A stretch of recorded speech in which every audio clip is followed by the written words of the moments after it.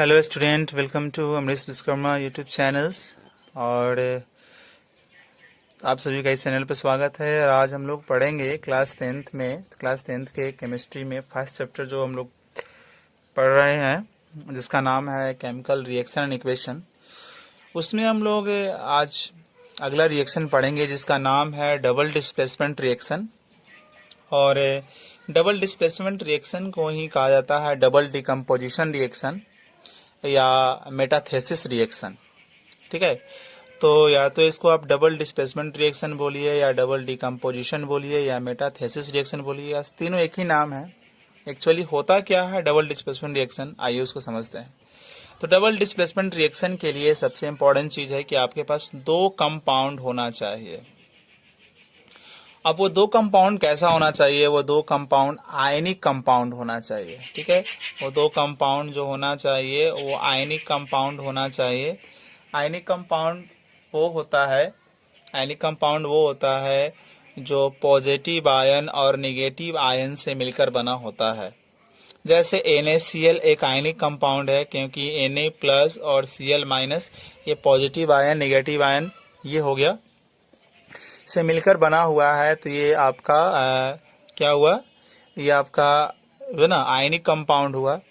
उसी तरह से एक और हम लोग एग्जांपल लेते हैं यहाँ पर, जैसे CuSO4। तो CuSO4 भी आयनिक कंपाउंड है, क्योंकि Cu प्लस प्लस और SO4 माइनस माइनस से ये मिलकर बना हुआ है। दो अलग अलग कैटायन एनायन बोलते हैं। ठीक है, तो ये पॉजिटिव वाला एनायन हो गया और नेगेटिव वाला आपका कैटायन हो गया। तो आप यहाँ देखेंगे कि ये जो दो अलग अलग ion, positive ion negative ion से जो मिलके बनेगा उसको आयनिक कंपाउंड बोलेंगे। और ये पॉजिटिव आयन और निगेटिव आयन के बीच में जो बॉन्ड होता है उसको बोलते हैं आयनिक बॉन्ड या इलेक्ट्रोवैलेंट बॉन्ड बोलते हैं। इसका मतलब ये बात ये क्लियर हो जाती है कि ये जो डबल डिस्प्लेसमेंट रिएक्शन है ये केवल और केवल कैसे कंपाउंड पर लागू होगा? ये रिएक्शन केवल और केवल जो है ना आयनिक कंपाउंड पर लागू होगा, जो आयन से बना होगा। ठीक है ना, जो आयन से बना होगा उससे कंपाउंड पर लागू होगा। तो एक्चुअली क्या होता है कि दो आयनिक कंपाउंड मैं यहाँ ऐड कर दे रहा हूँ, दो आयनिक कंपाउंड हमें चाहिए।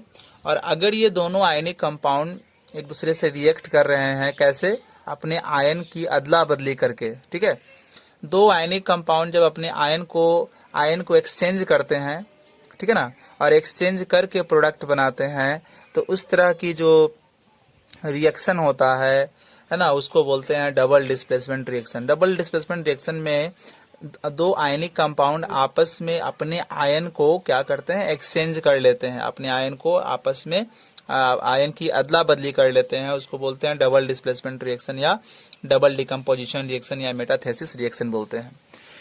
तो एक चीज तो क्लियर हो गया कि केवल और केवल आयनिक कंपाउंड पर होगा, यानी कि पॉजिटिव आयन निगेटिव आयन से जो बनते हैं वो कंपाउंड, उसको आयनिक कंपाउंड बोलते हैं। और इन दोनों आयन के बीच के जो बॉन्ड होता है उसको बोलते हैं आयनिक बॉन्ड या इलेक्ट्रोवैलेंट बॉन्ड बोलते हैं। अब आयनिक कंपाउंड में एक पॉजिटिव आयन होता है, वो अपना इलेक्ट्रॉन देता है, और इसमें एक निगेटिव आयन होता है, वो इलेक्ट्रॉन लेता है। तो एक इलेक्ट्रॉन लूज करता है, एक इलेक्ट्रॉन गेन करता है। तो इलेक्ट्रॉन के लूज करने वाला एक आपका जो पार्टिकल हुआ वो, और गेन करने वाला पार्टिकल हुआ वो। तो लूज करने वाला पॉजिटिव चार्ज गेन करता है, गेन करने वाला इलेक्ट्रॉन जो होता है निगेटिव चार्ज गेन करता है। तो ये पॉजिटिव आयन निगेटिव आयन, इन दोनों को मिलाने से क्या बनेगा? आयनिक कंपाउंड बनेगा। अब आइए स्टूडेंट एग्जाम्पल के थ्रू देखते हैं। जैसे मान लिया जाए कि एग्जाम्पल के थ्रू देखते हैं कि XY एक कंपाउंड है, मतलब आयनिक कंपाउंड है, और A भी एक आयनिक कंपाउंड है। ठीक है, सॉल्यूशन फॉर्म में। ठीक है, एक्वस फॉर्म में। आप यहाँ एक्वस भी कर सकते हैं, एक्वस फॉर्म में तब ना आयनाइज होगा। ड्राई फॉर्म में तो आयनाइज नहीं होगा। तो एक्वस फॉर्म में यानी कि सॉल्यूशन के फॉर्म में है ये दोनों आयनिक कंपाउंड। और अब ये रिएक्शन कैसे करेगा? ये आयन में ब्रेक हो जाएगा। तो इसको आयन में हम इस तरह से तोड़ दे रहे हैं। X प्लस मान लेते हैं, इसके पास एक प्लस चार्ज है, तो इसके पास, अगर इसके पास एक प्लस चार्ज है तो उसके पास उतना ही माइनस चार्ज होगा। इसको भी आयन में तोड़ देते हैं। मान लिया जाए कि इसके पास ए के पास एक प्लस चार्ज है, तो बी के पास एक माइनस चार्ज होगा। इसको ये आयनाइज हो गया, मतलब ये जो आयनिक कंपाउंड था ये आयन में ब्रेक डाउन हो गया, ये भी आयनिक कंपाउंड था, आयन में ब्रेक डाउन हो गया। अब क्या होगा? अब ये इसका जो पॉजिटिव होगा ना आयन, इसके निगेटिव आयन के साथ रिएक्ट करेगा और रिएक्ट करके कंपाउंड बनाएगा। तो X प्लस और बी माइनस एक कंपाउंड बन जाएगा, मतलब एक्स भी एक कंपाउंड बनेगा प्रोडक्ट, और इसका जो प्लस है वो पहले वाले के माइनस आयन के साथ जो है, प्लस वाला आयन माइनस वाला आयन के साथ रिएक्ट करेगा तो एक नया प्रोडक्ट बनाएगा ए प्लस और वाई माइनस, यानी कि हमारा प्रोडक्ट हो जाएगा ए वाई। तो देखिए ये अपना आयन जो है, आयन की अदला बदली हुआ है, इसका जो पॉजिटिव आयन है इसके दूसरे कंपाउंड के निगेटिव आयन से रिएक्ट किया, और दूसरे कंपाउंड का जो पॉजिटिव आयन है पहले कंपाउंड के निगेटिव से किया, तो आयन की अदला बदली हो गया भाई, कि तुम मेरा आयन ले लो, तुम मेरा आयन ले लो, और इस तरह से हम लोग मिलकर एक कंपाउंड बनाएंगे और कंपाउंड बनाएंगे, ठीक है ना। तो ये वाला जो रिएक्शन होता है उसको बोलते हैं डबल डिस्प्लेसमेंट रिएक्शन या डबल डिकम्पोजिशन रिएक्शन बोलते हैं स्टूडेंट।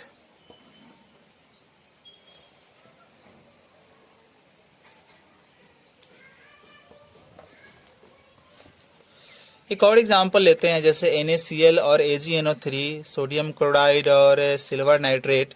तो सोडियम क्लोराइड भी आयन में ब्रेक होगा तो कैसे हो जाएगा, Na प्लस और Cl माइनस, इसका इस तरह से आयन में टूट जाएगा ये, और ये आयन में इस तरह से टूट जाएगा Ag प्लस NO3 माइनस। अब ये क्या होगा, रिएक्शन कैसे होगा, तो इसका जो पॉजिटिव आयन है वो इसके निगेटिव आयन के साथ रिएक्ट करेगा, तो Na प्लस और NO3 माइनस आपस में रिएक्ट करेगा, तो दोनों के पास इक्वल और अपोजिट चार्ज हैं तो कैंसिल हो जाएगा, सीधे लिखाएगा फॉर्मूला NaNO3 बनेगा, प्लस इसका जो पॉजिटिव है इसके निगेटिव के साथ रिएक्ट करेगा, तो Ag प्लस Cl माइनस दोनों के पास इक्वल अपोजिट है तो कैंसिल हो जाएगा, फॉर्मूला बनेगा आपका AgCl। तो NaCl और AgNO3 के साथ मिलने से NaNO3 और AgCl बनता है, जबकि यहाँ पर जो AgCl होता है वो प्रेसिपिटेट होता है, यानी कि इनसॉल्युबल सॉलिड। जब रिएक्शन हो, जब कोई रिएक्शन हो और प्रोडक्ट आपका कुछ ऐसा बन जाए, इनसॉल्युबल सॉलिड यानी कि ना घुलने वाला सॉलिड प्रोडक्ट के रूप में आ जाए, तो उसको बोलते हैं प्रेसिपिटेट। प्रेसिपिटेट बोलेंगे उसको, यानी कि इसको बोलते हैं शॉर्ट में PPT। जब कोई भी रिएक्शन हो रहा हो और प्रोडक्ट हमारा सॉलिड बन गया हो, और वो सॉलिड बन गया हो, वो इनसॉल्युबल हो, नहीं घुलने वाला हो, तो उसे प्रोडक्ट को बोलते हैं प्रेसिपिटेट PPT। और होल रिएक्शन को एक खास नाम दिया गया है, ऐसा रिएक्शन जिसमें आपका PPT बनता हो उस रिएक्शन को आप कहते हैं प्रेसिपिटेशन रिएक्शन। प्रेसिपिटेशन रिएक्शन कहते हैं स्टूडेंट। तो ये भी डबल डिस्प्लेसमेंट रिएक्शन था, जिसमें आयन का आप देख सकते हैं किस तरह से आयन आपस में एक्सचेंज हुआ और इसमें प्रेसिपिटेट बना। तो ये डबल डिकम्पोजिशन रिएक्शन को ही कहेंगे प्रेसिपिटेट रिएक्शन, क्योंकि प्रेसिपिटेट भी बना इसके अंदर। प्रेसिपिटेट को कैसे पता करेंगे प्रेसिपिटेट बनेगा, तो उसके सामने एरो का मार्क्स डाउनवर्ड रहेगा, नीचे की तरफ एरो का मार्क्स रहेगा, मतलब वो प्रेसिपिटेट है, मीन्स वो इनसॉल्युबल सॉलिड है, वो मीन्स एक प्रोडक्ट है, एक सॉलिड प्रोडक्ट है विच इज नॉट सॉल्युबल, जो घुलनशील नहीं है, तो उसको प्रेसिपिटेट बोलते हैं।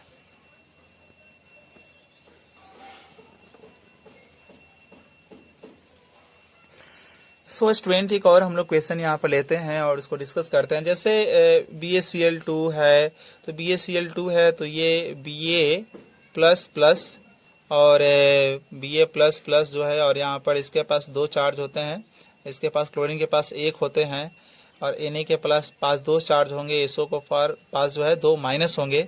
अभी देखिए अपना आयन कैसे शेयर करेगा, ये इसके साथ रिएक्ट करेगा, इसका पॉजिटिव आयन इसके नेगेटिव आयन के साथ रिएक्ट करेगा, तो रिएक्ट करेगा तो कैसे लिखाएगा, Ba प्लस प्लस और SO4 माइनस माइनस, इक्वल और अपोजिट कैंसिल, तो फॉर्मूला बनेगा BaSO4, और इसके साथ रिएक्शन होगा तो ये हो जाएगा Na plus Cl minus, equal opposite cancel, तो हो जाएगा NaCl।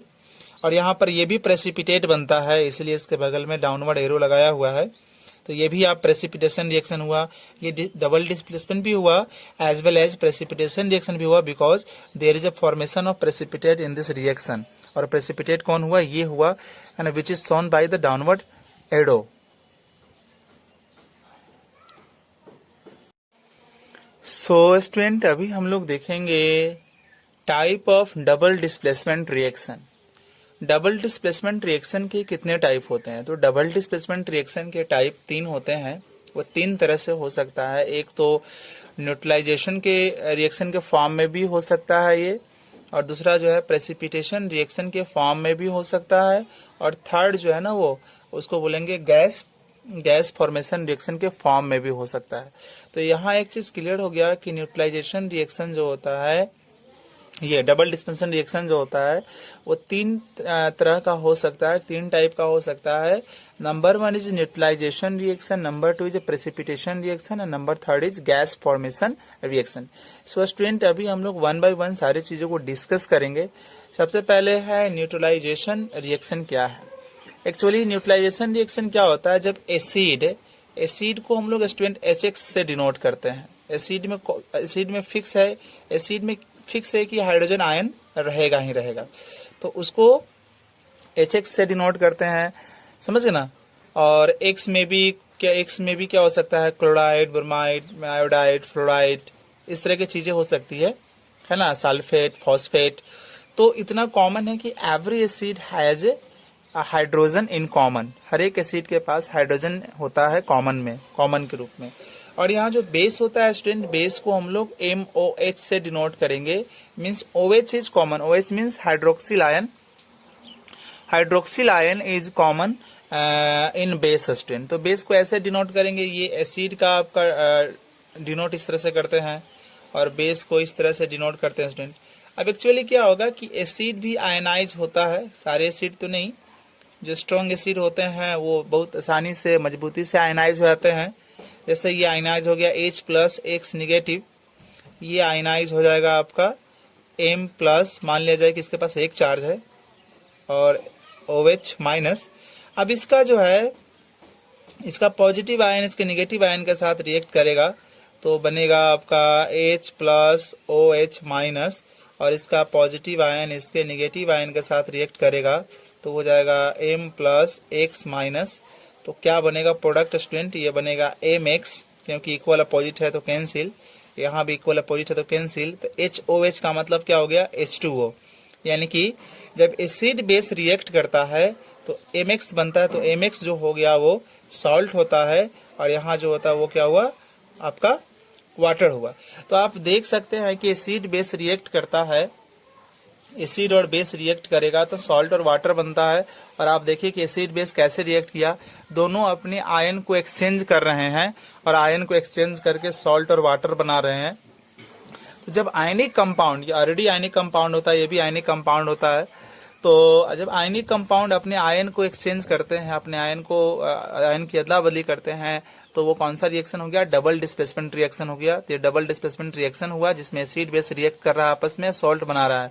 तो इस टाइप के डबल डिस्प्लेसमेंट रिएक्शन को बोलते हैं न्यूट्रलाइजेशन रिएक्शन स्टूडेंट। जैसे एक और यहाँ पर लिया हुआ, ये एसिड है HCl एक्वस फॉर्म में, और NaOH sodium hydroxide aqueous form में। तो ये आयनाइज होगा तो H+Cl-, ये आयनाइज होगा तो Na+OH-। अब यहाँ पर क्या होगा, एक्सचेंज ऑफ आयन होगा स्टूडेंट, मींस H+OH- के साथ करेगा, तो H+OH- के साथ रिएक्ट करेगा, और यहाँ Na+Cl- के साथ करेगा रिएक्ट। तो ये हो गया आपका, कंबाइन करेगा तो बन जाएगा NaCl, इक्वल अपोजिट है कैंसिल, इक्वल अपोजिट है कैंसिल, और यहाँ HOH means H2O, HOH means H2O हो जाएगा स्टूडेंट, H2 है ना यहाँ पर एटम। तो ये वाटर, और ये बन गया हमारा सोडियम क्लोराइड बना, ये हमारा सॉल्ट बना। यहाँ भी आयन का एक्सचेंज हुआ, तो एसिड बेस रिएक्ट करेगा, यहाँ भी एक एक्वस फॉर्म में दोनों रहेगा, आयन अपने आपस में एक्सचेंज करेंगे, डबल डिस्प्लेसमेंट रिएक्शन हुआ, साथ साथ ये एसिड बेस का रिएक्शन हुआ जिससे सॉल्ट और वाटर बना, इसको बोलते हैं neutralisation reaction. And neutralisation reaction is also the example of double displacement reaction. So double displacement reaction के जो दूसरा टाइप होता है स्टूडेंट, उसको बोलते हैं प्रेसिपिटेशन रिएक्शन, उसको कहते हैं। अब प्रेसिपिटेशन रिएक्शन में क्या होता है, जैसे हम यहाँ पर एक ले लिए हैं आयनिक कंपाउंड Ki और पोटेशियम आयोडाइड, और एक ले लिए PbSO4 लेड सल्फेट ले लिए, एक्वस फॉर्म में दोनों है। तो ये आयनाइज होता है तो K+ और I- हो जाएगा, और ये आयनाइज होगा तो Pb++ और SO4- बनेगा। अब यहाँ पर एक्सचेंज ऑफ आयन होगा, यानी कि K जो है के प्लस प्लस और SO4 माइनस माइनस आपस में कंबाइन होगा, और Pb प्लस प्लस और I माइनस आपस में कंबाइन होता है स्टूडेंट। इसके पास दो वैलेंसी नेगेटिव वैलेंसी, इसके पास 1 है, इक्वल अपोजिट होगा तो कैंसिल हो जाता, यहाँ नहीं है तो ये यहाँ आएगा, यानी कि K2SO4 और 1 इसके साथ आएगा ऐसे। तो हमारे यहाँ बना K2SO4 प्लस इसका क्या होगा स्टूडेंट, दो पॉजिटिव वैलेंसी और यहाँ पर एक निगेटिव वैलेंसी, तो कैंसिल नहीं होगा, तो ये यहाँ आएगा 1 और ये यहाँ जाएगा I2, तो ये स्टूडेंट कहलाएगा PbI2। और ये जो स्टूडेंट यहाँ जो बनता है ना, ये क्या है, ये जो बनता है यहाँ पर, सॉरी, वो बनता है उसको बोलते हैं इनसॉल्युबल सॉलिड। ये इनसॉल्युबल सॉलिड होता है जिसको बोला जाता है PPT, प्रेसिपिटेट बोला जाता है, और इसके बगल में मैं डाउनवर्ड एरो लगा देता हूं। तो ऐसा डबल डिस्प्लेसमेंट रिएक्शन जिसमें आपका प्रेसिपिटेट बनता हो, PPT बनता हो, उसको बोलेंगे प्रेसिपिटेशन रिएक्शन। और बहुत ईजी है इसको पहचान पाना, क्योंकि आप रिएक्शन को गौर से देखेंगे तो किसी न किसी कंपाउंड के पास जो है, पर्टिकुलरली प्रोडक्ट में कंपाउंड के पास एक डाउनवर्ड एरो लगा रहेगा, समझना है कि वो PPT है, और रिएक्शन में PPT प्रेजेंट है, इसका मतलब वो रिएक्शन जो है प्रेसिपिटेशन रिएक्शन भी है, और एज वेल एज ये डबल डिस्प्लेसमेंट रिएक्शन भी है, because sharing exchange of ion यहाँ पर हो रही है। इसके बाद स्टूडेंट हम लोग जो लास्ट टाइप है डबल डिस्प्लेसमेंट रिएक्शन का, उसको डिस्कस करने जा रहे हैं। इसके बाद ऑक्सीडेशन रिएक्शन, रिडक्स को करेंगे, ऑक्सीडेशन नंबर कैसे निकालते हैं और ऑक्सीडेशन से कैसे बैलेंस करते हैं, आयन इलेक्ट्रॉन मेथड से कैसे बैलेंस करते हैं वो जानेंगे स्टूडेंट। फिर कोरोजन, फिर एसिडिटी, उसके बाद ये चैप्टर आपका फिनिश होएगा। तो आइए इसको हम लोग समझते हैं गैस फॉर्मेशन रिएक्शन क्या है। तो गैस फॉर्मेशन रिएक्शन में आप देखेंगे, इसके पहले एग्जांपल को हम लोग सॉल्व करते हैं, समझते हैं, फिर इस डेफिनेशन की तरफ आएंगे हम लोग।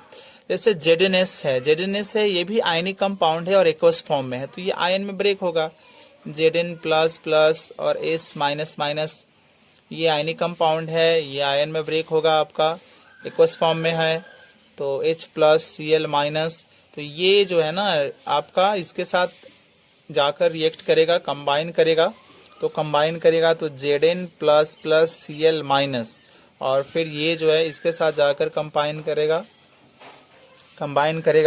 तो H plus S minus minus student, इसके पास दो है, इसके पास दो पॉजिटिव वैलेंसी, इसके पास 1 नेगेटिव वैलेंसी, तो ये वैलेंसी का एक्सचेंज होगा, तो बनेगा ZnCl2, यहाँ लिख देते हैं ZnCl2 स्टूडेंट, हमारे एक प्रोडक्ट बन गया, प्लस यहाँ ये दो नेगेटिव, यहाँ एक पॉजिटिव वैलेंसी, तो ये इधर आएगा, फिर ये इधर आएगा, तो H2S बनेगा यहाँ पर, H2S। यहाँ जो ये बनता है ना हाइड्रोजन सल्फाइड, ये गैस यहाँ पर ये गैस बनती है गैस के रूप में। तो देखिए ये डबल डिस्प्लेसमेंट हुआ क्योंकि आयन का एक्सचेंज हो रहा है, और साथ ही साथ इस रिएक्शन में क्या हो रहा है ना कि प्रोडक्ट में गैस बन रही है, फॉर्मेशन ऑफ गैस हो रही है। तो ऐसा डबल डिस्प्लेसमेंट रिएक्शन जिसमें गैस का फॉर्मेशन हो, गैस फॉर्म करे, ठीक है ना। तो गैस फॉर्म करे तो कैसे पता चला कि गैस फॉर्म कर रही है, तो बगल में एरो का मार्क्स अपवर्ड लगा देंगे, इसका मतलब ये हो जाएगा कि गैस का फॉर्मेशन हो रही है।